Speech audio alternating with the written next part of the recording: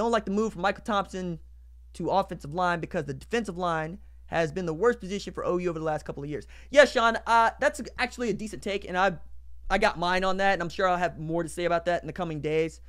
But Lincoln made a point of saying, hey, we offered the kid 4 offensive line first, and then we made a decision to make, defensive tackle. And I get that dude blew out his ACL before he even got to campus, and you really didn't get a shot to see him at this level. But when he was rehabbing, he put on some weight. Now, I refuse to believe that the kid was lazy and just got, bigger, rather than he thought he was going to play the nose in a Mike Stoops scheme, for which, yeah, you're going to need to be about 330, period. But now we're talking about him as an offensive lineman for where you are, if not thin, inexperienced. And if he can help you on offensive line, absolutely. And if anybody can turn Michael Thompson into an All-American caliber offensive lineman, it's Bill Bedenbaugh. But yes, I don't like getting thinner on the defensive line, particularly at defensive tackle, because you only have one guy there that you trust in Neville Gallimore, and even that guy just flashes.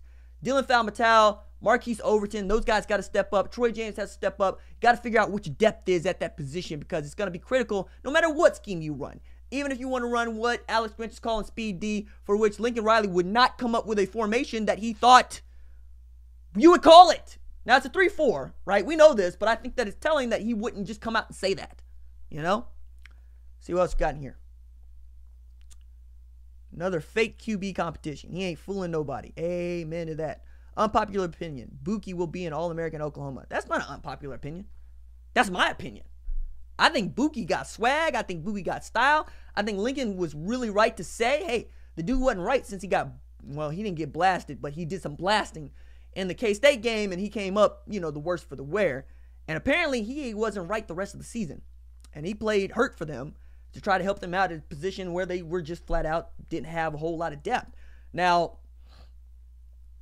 Pat Fields' people are going to be like, yo, we could have played that position. Because if you saw Pat Fields during the Orange Bowl, you saw everything you needed to know. And I believe that Pat Fields is one of the smartest football players on this team. And that dude's absolutely going to have an opportunity to win for Oklahoma, to play a critical position for Oklahoma.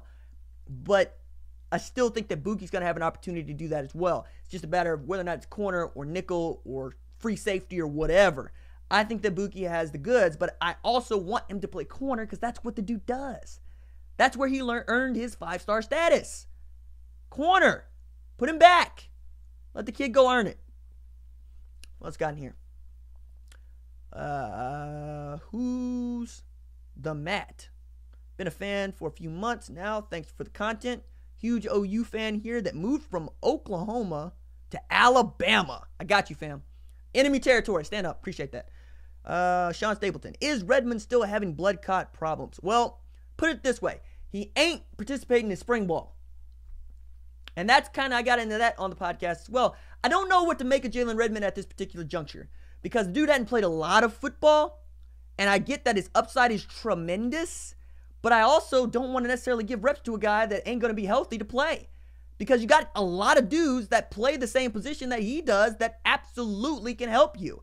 So you're talking about Jalen Redmond at the rush end position. You got Ronnie Perkins, you got Mark Jackson. Those guys are on campus right now today. You got KJ Daly, right, who's on campus right now today. But you also got David Ugwoegbu coming in. You've also got Joseph Wete coming in. And you got Marcus Hicks coming in. You have other guys that absolutely need an opportunity to try to compete for that job if you can't trust Jalen Redmond to be healthy. Now, he's going to sit out spring ball. And spring ball, I'm not really putting a whole lot of stock into that anymore, because every time we get burned about this. But I think it's important that the guys get the reps. I absolutely believe in the practice, but I just don't believe in drawing hard, fast conclusions from it, except when somebody gets hurt, right?